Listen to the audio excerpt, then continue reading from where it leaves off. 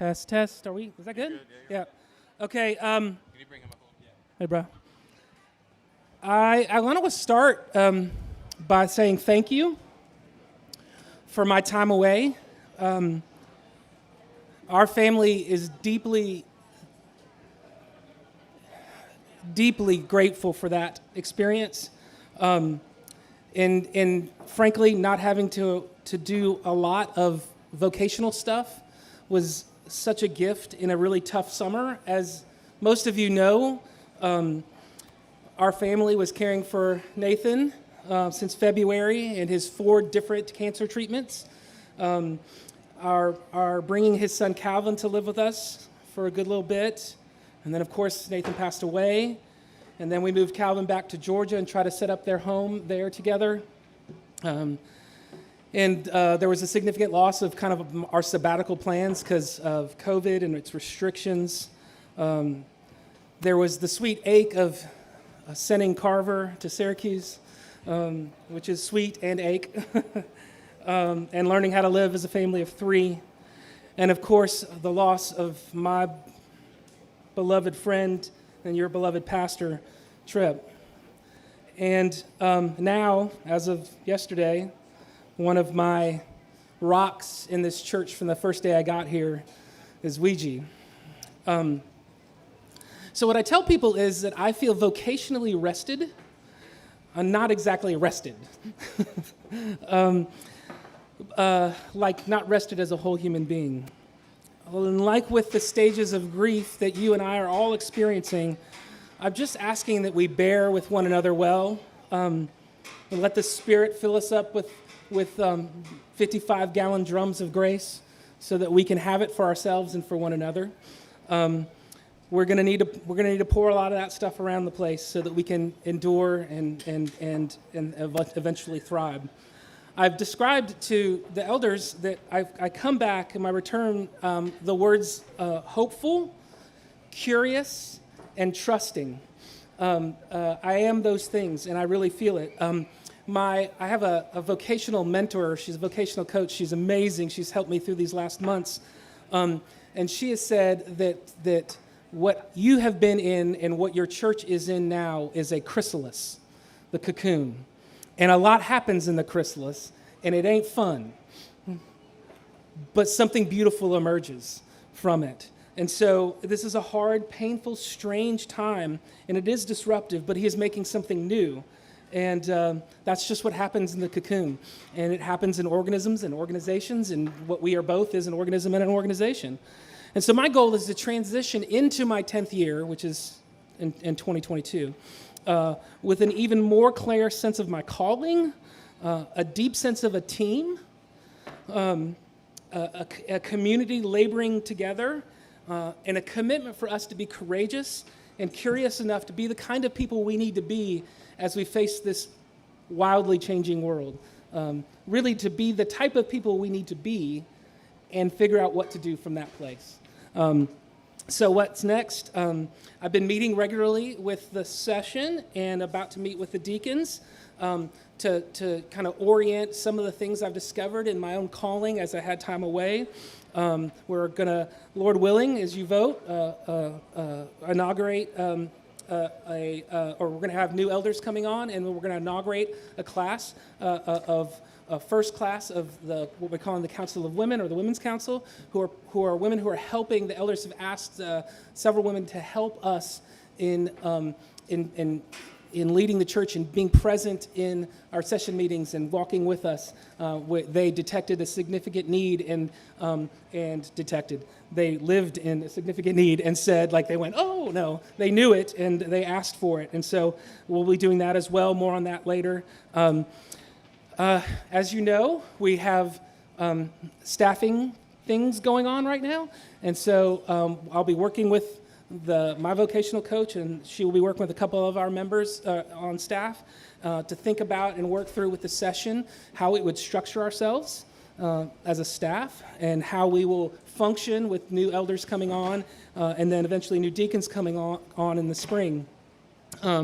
So that's what we're working on now. But there is a lot and that is going on. Our sister Jen is taking the time that she needs and discerning her own sense of calling and grieving the one she calls her ballast and trying to care for her family. And so we're giving her as much time as she needs to do that, but are in communication with her in those places. And with the decision-making process with Jen is up to Jen. So if Jen says, hey, I want to come back, I think I can do that, and we would say yes, and she's like, actually, it's too hard right now, then that's great. So we are with Jen and taking our cues from her as far as it relates to her working at Redeemer.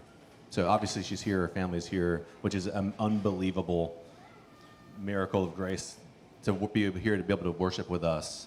So we're just supporting her as long as she needs, and she can come back whenever she wants.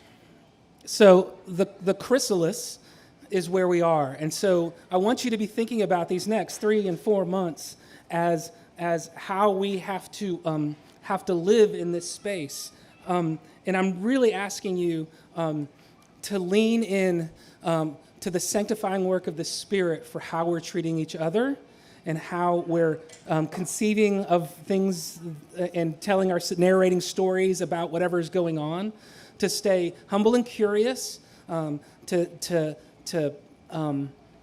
attend to issues that you might have in a way that is that paints the story you're telling yourself or the person you're thinking about or speaking of in a way that is full of grace and benefit of doubt. And I just think we're desperate for that at this point. One of the realities is we don't exactly know what is going on and how we need to move forward, but we do know we need to be the kind of people that can do that well together. And so just bucket loads of grace. We're continuing on Sunday mornings with both the 10 o'clock Sunday school and 11 o'clock worship. We're going to read together Gentle and Lowly. That's a great place for us to connect as well. There'll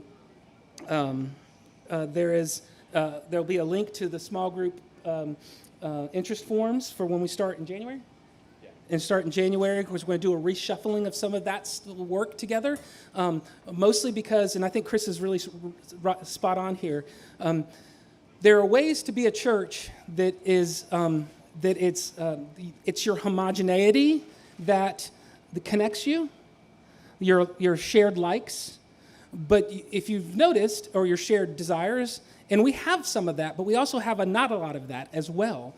And if we're going to learn how to love our neighbors throughout the city, we need to be able to be in the same room with people who are unlike us. And so the natural movements together, we want to disrupt that a little bit and learn how to deal with someone who is very different than you, or thinks very differently than you about certain issues. Let's see. Women's Bible Studies rolling, and I'm looking forward to figure out how I want to try some more like teaching opportunities, like maybe bag lunches or something like that, where we can get together. So I'm still trying to figure out how that works back into space. I kind of ran out of time this week, and I was like, man, I need to get to that sermon. So I'm getting back used to getting my rhythms back and right again. Yeah, I mean, part of what Georgia is saying is our emphasis for this season as a church, as we do see ourselves as being sort of in the cocoon for what's next, is on our congregational health and our community. So you notice when we had something at 10 o'clock, before this it was called This is Redeemer. It was both to say, this is what we're about, and look around, this is Redeemer. So one of our priorities is to continue to meet together on Sundays in one service so that we can continue to see each other, know who each other are, and not just be a group that, we don't want Redeemer to be a place where there's 5 or 6 different groups of people that have the same interests, but they don't love and care for one another. We want to be a community together. So we're moving toward that. That's the reason why we're meeting outside. Also, there's COVID, but we'll continue to meet this way so we can be together and look around on Sunday morning and say, oh, this is Redeemer. And so this tent expires, not tomorrow, but the Monday after. That we have purchased another tent, which interestingly is a lot cheaper than renting it for 3 months. Who knew that? We've purchased another tent to replace it. We are aware that the weather will be getting colder at some point. We have some creative solutions to continue to do that. We don't want to split into multiple services. where we have to be indoors, be masked, be distanced, all that stuff. We want to keep growing together in our health as a community. And so that may look like on a Sunday morning, if it's really cold, that something's going on indoors that's masked, something's going on outdoors at the same time, and we can continue to fellowship and worship together, those kinds of things. So that's just our priority going forward. So for you people who love the cold, Yeah. you're going to love that. Yeah, it's gonna be And great. all I can think is my son's in Syracuse, New York, Right. coming November, and It's already I colder can't there than complain it's gonna about get here. being Right. cold because Syracuse. Yeah, my Boone people, we can do well in the cold. Yeah. Okay, another update, financial update real quick. You see in your bulletins there that our planned income versus our actual income for last month was lower, but I do want to say thank you all because it was much lower last week. So you bump that back up. It looks like we're about 30,000 behind in our quarterly or our year-to-date giving, and just so we know that that's there. We are down in our expenses too. We are living by income expense rules that are keeping things balanced, and that side of our diaconate are wizards in this, and they help us greatly for these things, and we're really thankful for them. But please be generous, and yes, we're still giving money away because we're not going to stop giving money away just because we don't have as much as we used to. But Yeah, I mean, we're doing- behind on giving, and we're saying, actually, just give a bunch of money to the Deacons Fund so we can help resettle Afghans. Because when our church is on mission and is moving towards something, our church thrives. That is the history of Redeemer. So when we get too focused on how we're doing and like, are we doing okay? Are we going to make the money? Then we take our eye off Jesus. When we're moving towards like, hey, let's resettle refugees, then man, it's funny. Everyone becomes more generous. That's who we are. I remember talking with Rick Downs, who never wanted a church over 300 people. So you guys planted like 9 churches or whatever ridiculous number that was, and you could never like get back under 700 during the entire time you were doing that. Exactly. We used to tease him. I was like, "You just want to be a mega church pastor? Don't even try it, man." No, but he really didn't. So once, giving away grows things. So that's what we do. Are you good on your end? Anything else that needs to be communicated that we missed, Dr. Nash?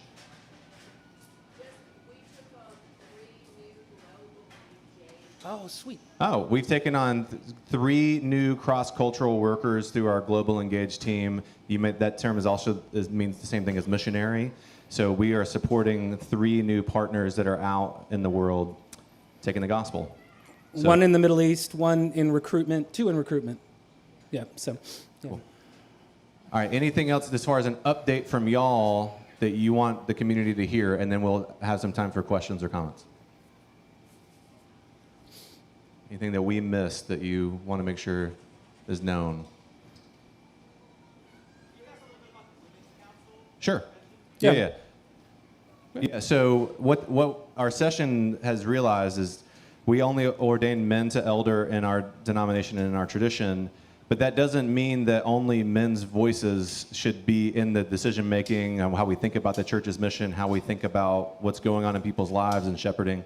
And so we set about, it was about a 2.5-year process, maybe 3-year process of figuring out how can we ensure within how we do our church government that our sisters are always in their room, speaking into, giving wisdom, listening.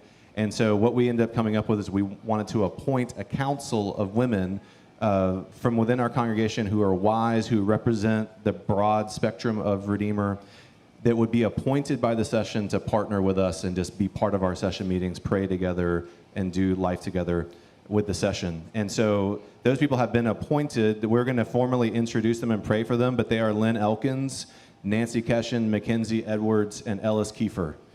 Those are 4. That's the inaugural class. And what we intend to do, we asked them to stay on 2 years to do this, and that's the inaugural class. And we hope to add the year after and, have a rotation of people doing that over time. We need to get some people who are a little bit more on the entrepreneurial side and work out the kinks. Right. This first class is like, you're really good at helping us figure out how to do this long term. That's exactly what they are. And the wise and godly and all that stuff. So, yeah. All that stuff. More questions about anything, that or anything else? Yes, Ms. Chandler. Are we going to be hiring a 3rd pastor is the question. Here's what we are going to be doing.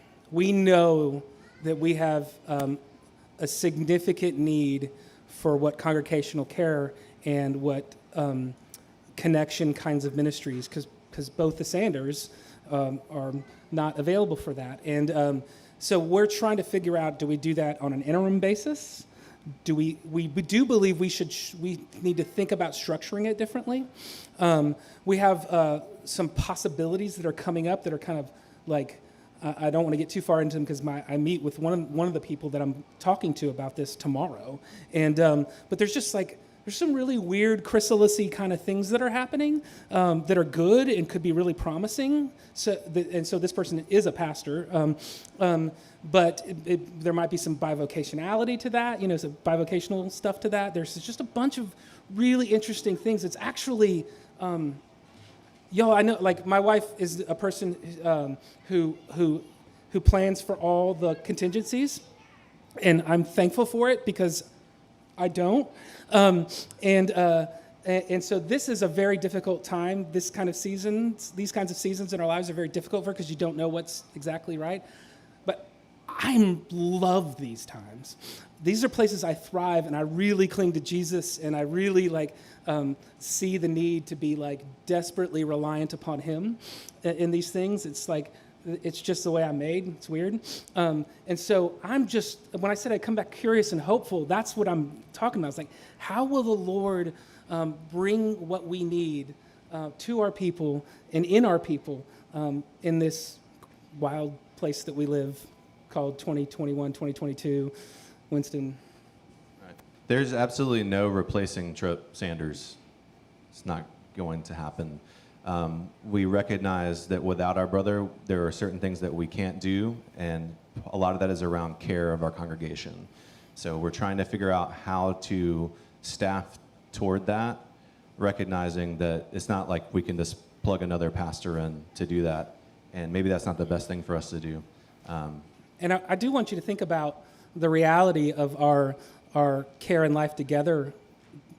Our sister Wendy transitioned out, and then we brought the Sanders together to kind of be that, we used to call it the heart of the church, and we were kind of the face or voice, and that's how we talked about it with each other. And so now our heart is missing too, first with Wendy moving out and then with the Sanders, and so we're going, okay, Lord, what will you have us do? And it doesn't include just a staffing solution. And I just want us to remember that what they did best is get you all to care for each other. And that needs organizing and certainly needs help and administrating and vision casting, but you have received well from them. Mm-hmm. You have a greater gift than you know you have. And so I want you to care for each other in these things. Yeah, and to that point, whoever we end up hiring the way we staff will be someone that can help our community care for each other, and not someone that can just full-time be the person that's going to care for us, if that makes sense. That will care for us, but will equip us to care for one another. That's what we want to do. Other questions or thoughts? I've got to add something here. As director of staff, one of the things that Tripp did and Jen helped in this new formation of them is the youth. And we know that is an important area. We have our eyes on it. We know we've lost Brandy, but we've taken Ashley. So I just want to emphasize that youth and children are very important to us, and we are looking at that as well. All right, other thoughts, questions? We got 1-2 more minutes here. Has everyone had a chance to vote? Okay. Okay. All right. Anything else? Any Vote comments, early, vote questions? often. Anything else? We good? Yes, Ms. Chandler.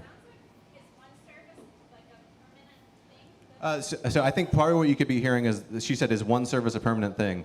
There's probably not a lot of things that we would consider permanent things right now, but it's permanent for now. Our priority is meeting together in one service. Yeah. And we can't do that inside right now.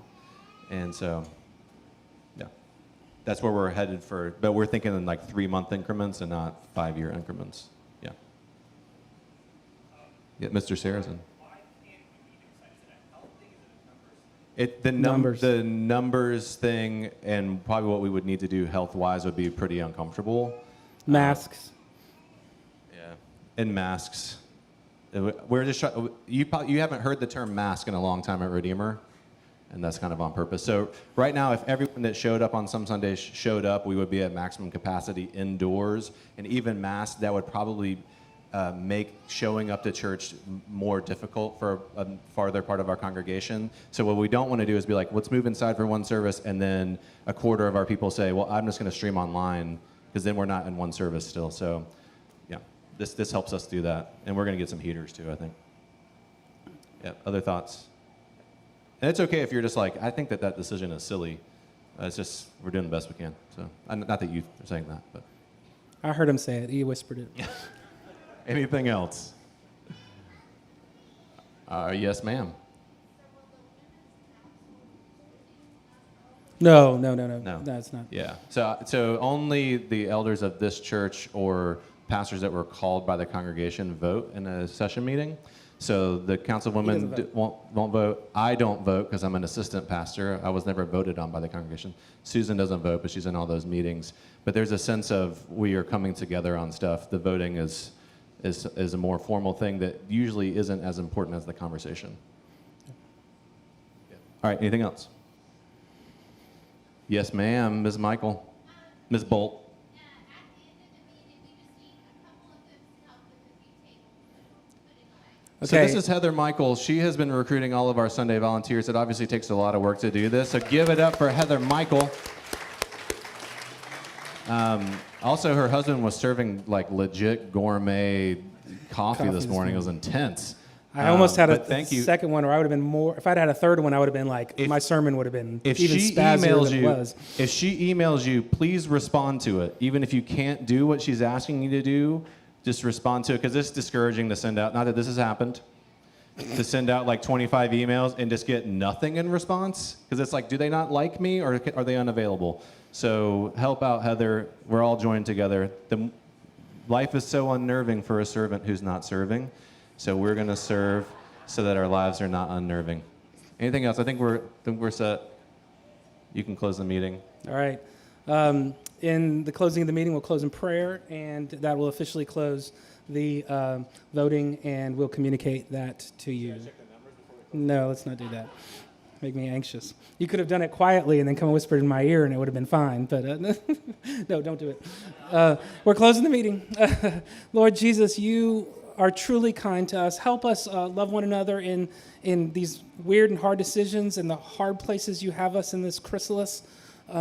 In being unsure sometimes exactly how to lead. We do know that if we follow you in your way, the manner in which you've lived your life, the manner in which you love us, that there will be more and more clarity. And so we pray for the things we are going to do, that we know we're going to do, worship and the Catechism Sunday School and Gentle and Lowly and the Raw and the Valerie Moser Golf Classic and the Afghan family that we will come and will support, and hopefully in many really beautiful ways.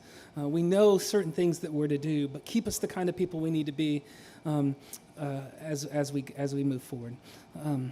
Just help us experience your love, your grace, your mercy, the joy it is that you have given us to know you and to make you known in the world.